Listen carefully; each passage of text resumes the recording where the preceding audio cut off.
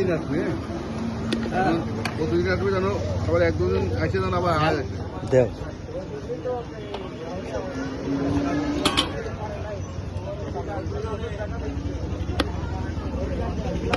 এতদিন কোন জায়গা বিক্রি করছো? আমি আসলে ঢাকায় ছিলাম। ও ঢাকাতে? হ্যাঁ, ঢাকাতে চলে আসলে এত বছর তো থাকলাম। এত বছর মানে বয়স কত বছর হয়েছে?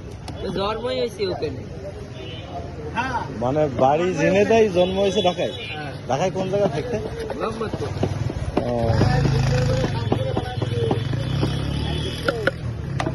ওখানেও কি ঝালমুড়ি ব্যবসা? দেখলাম।